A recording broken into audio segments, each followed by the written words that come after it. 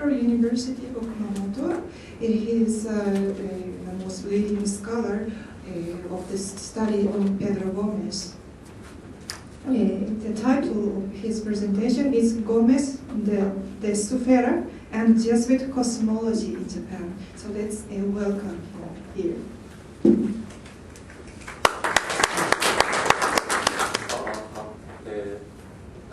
The other participants, I have to thank you for arranging this wonderful conference for Eiji Sensei and Dai-san here. Yes, and my today's topic is as shown in the screen. It was during Japan's Christian century that Aristotelian Ptolemaic cosmology was first introduced to the country by the Jesuits. Above all, the Latin treatise De Sphaera on the sphere tells us that the introduction was done in a systematic way. De Sphaera constitutes the first part of the trilogical textbook composed by the Spanish Jesuit Pedro Gomez in 1593. And sources show that the trilogy was specifically written for students preparing for priesthood at the Jesuit College in Japan. According to the single extant manuscript now in Vatican, this is one. De Sphaera is divided into two main parts. The first part discusses the celestial world, and the second part deals with the sublunary world. I have already published an English translation of the first part with a new critical Latin edition in 2005, just 7 years ago already, in Sciamus, an international journal for the history of science. And now I am working on the second part, on the sublunary world, together with Akihiko Watanabe, the next speaker. And as a report of work in progress, the aim of this paper is to discuss first the author, Pedro Gomez, and second, the European sources. Oh, yes. Pedro Gomez was born in Antequera in the province of Malaga in Spain. In 1533 or 35, into a family of converso Jews.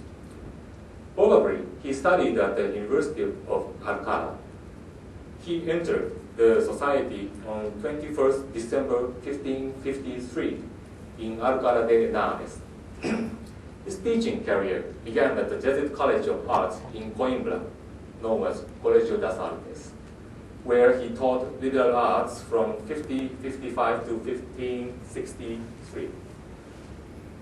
During this period, he was conferred the degree of maestro in 1557 and was ordained in the summer of 1559. Not in the list.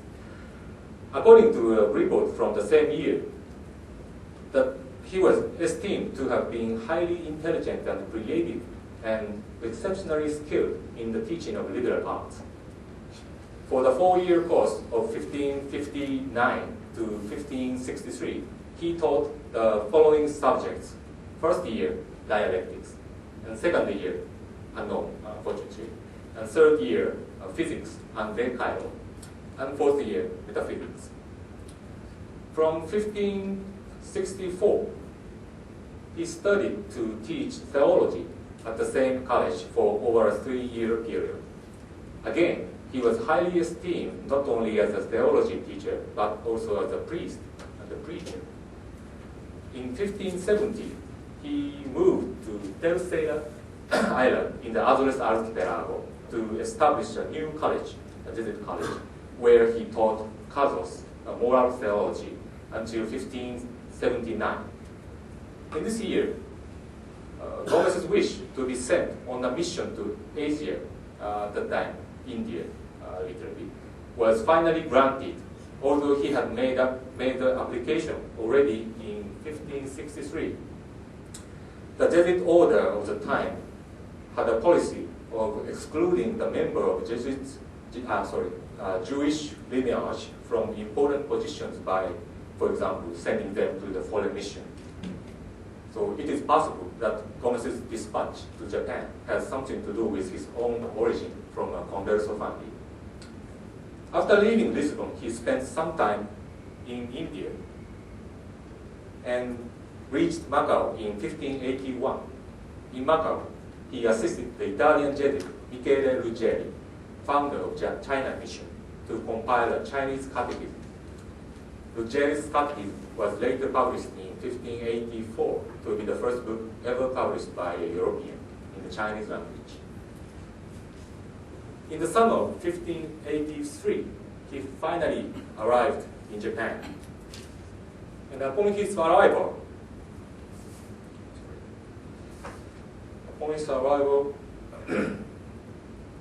he was appointed by Alessandro Varignano, the Jesuit visitador of Indian Mission, to work at the Jesuit College of Funai in the province of Bunko, nowadays Oita. Indeed, it was under the supervision of Gomez that the first official course of philosophy or liberal arts began in the collegio in October of the same year. In the spring of 1585, when the philosophy course was finished, he introduced a program of theological study.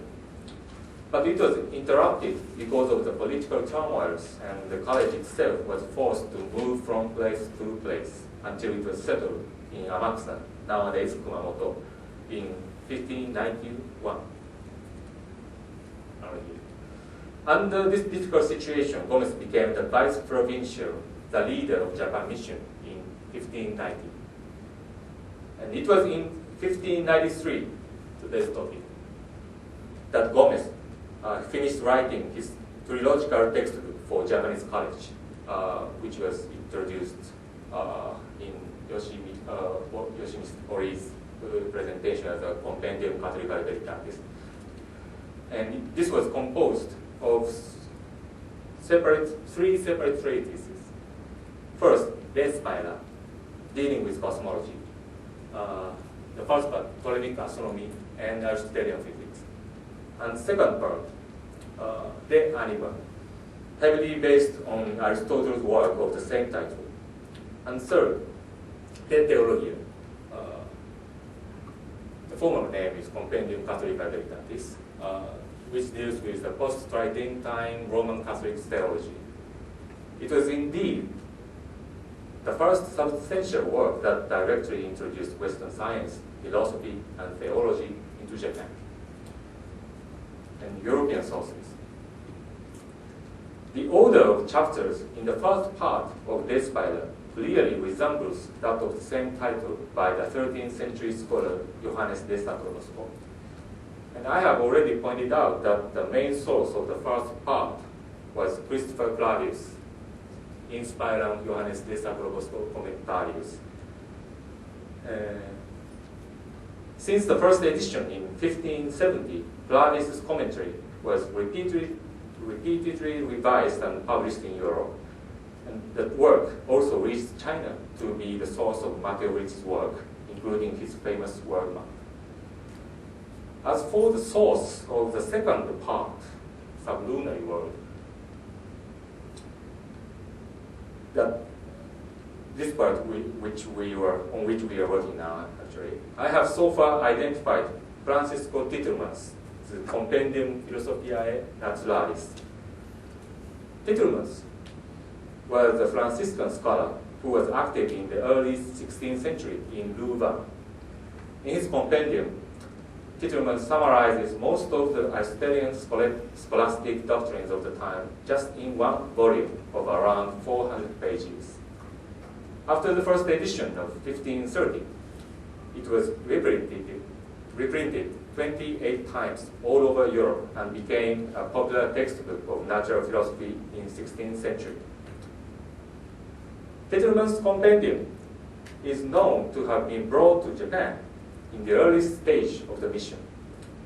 In the list of books which were imported in 1556, we find the title of Titelmann's compendium together with Thomas Aquinas, Plato, and Aristotle. Furthermore, a certain source shows that his compendium had been put in use in novitiate in Usugi, which was close to Funai College, where the first philosophical course had started. Although we have no direct evidence that the book was indeed used in Japanese collegium, we can at least note that Gomez himself made a reference to the work of Titsumano in the theological part of his companion textbook.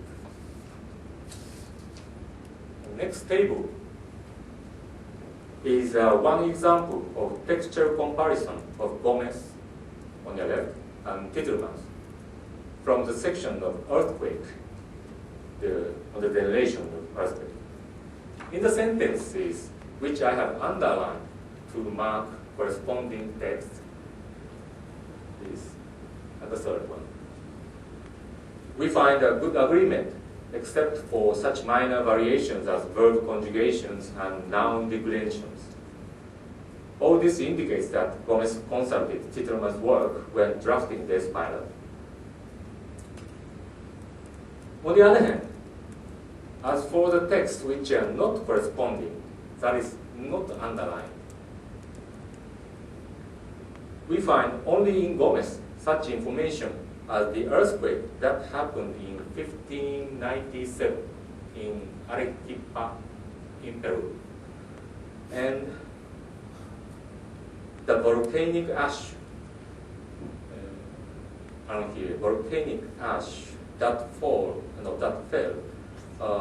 in Terceira Island in Azores, Tertiaris. This may imply that Gomez, as a textbook writer, has tried to give a concreteness to his explanation of earthquake by adding such actual examples that happened in recent years. It should further be noted that the sphaera might have been influenced by Titelman's work in its nature and structure as an elementary textbook of natural philosophy. While the underlying natural philosophy is Aristotelian and scholastic, the most conspicuous character of Titelman's textbook is its brevity and religious overtones, as Lynn Thorndike has rightly summarized before.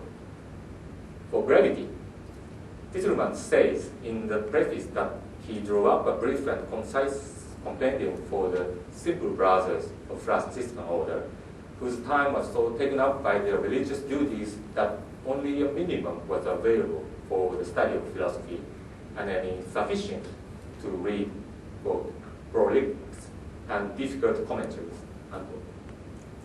Apparently, such a textbook was in much greater demand for the Japanese college, which not only did not have such a mature system of education as that of European counterparts, but also had difficult problems of its own, such as the language barrier, social unrest, and the lack of number of books and teachers, and so on. As for its religious overtones of Titelman's, he says, I quote, "This treatise may not be one of pure philosophy, but an equal mixture of philosophy and theology. For God, who created heaven and earth, should not be absent from the works of any Christian writer. Just as God created everything, filling it up with His majesty, so He also includes everything which is blessed for long. Amen." Unquote.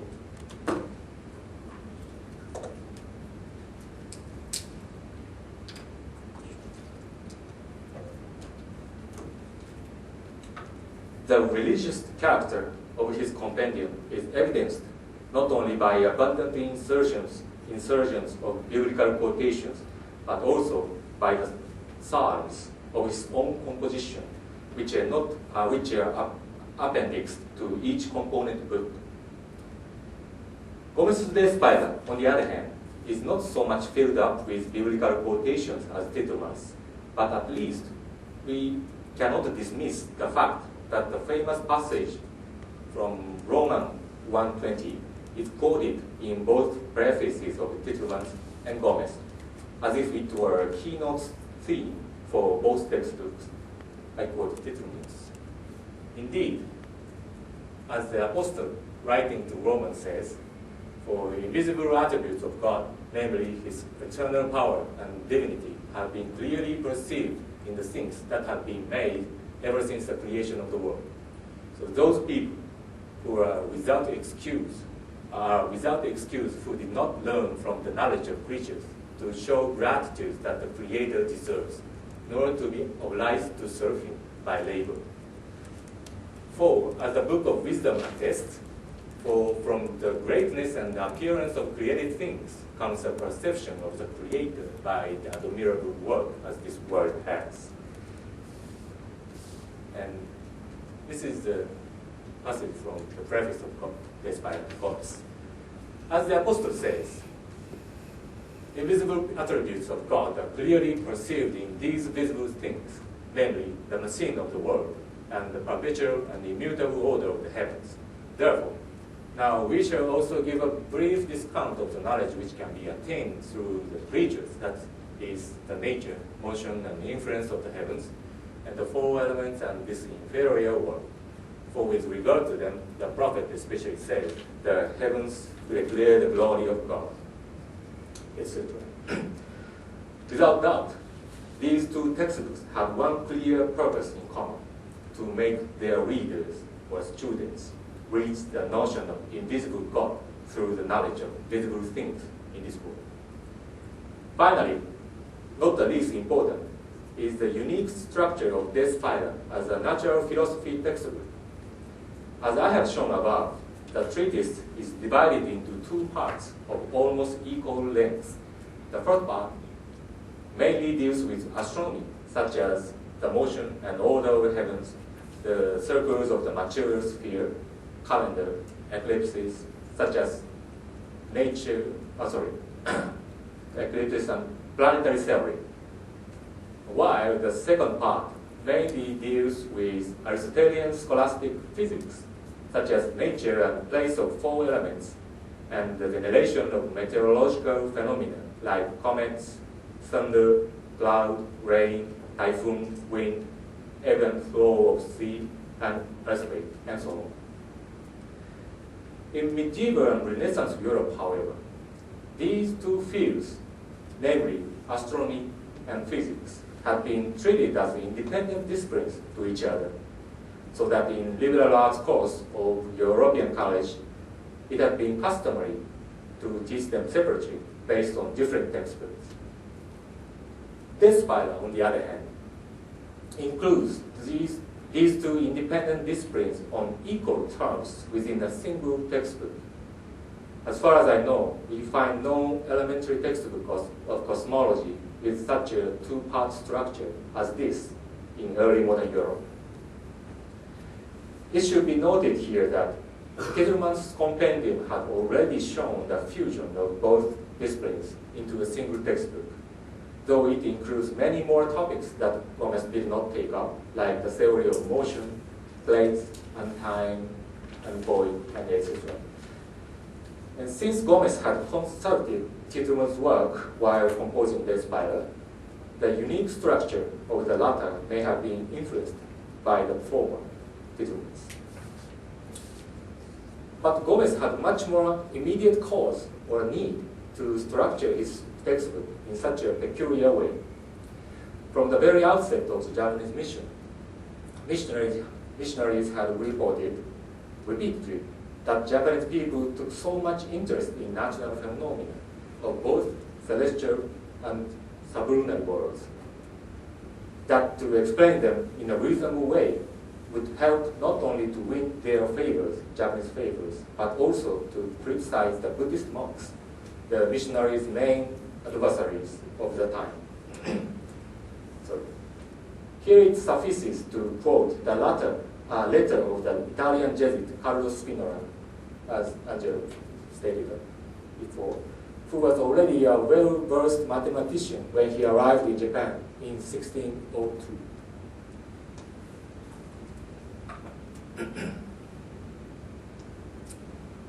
I quote the letter of Spinola. I have baptized more than 2,000 people, Japanese people, by my hands. They visited us repeatedly out of curiosity to see our things. I began a story by showing them several instruments of astronomy.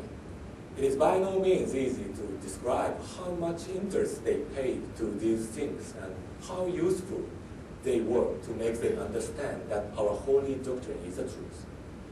I have explained in a reasonable way the movements of stars, astronomy, and meteorological phenomena. physics, which were completely different from the utter nonsense that the bonzos, their priests, had claimed. Some already argued hotly that the bonzos might have lied on their claims about afterlife as well.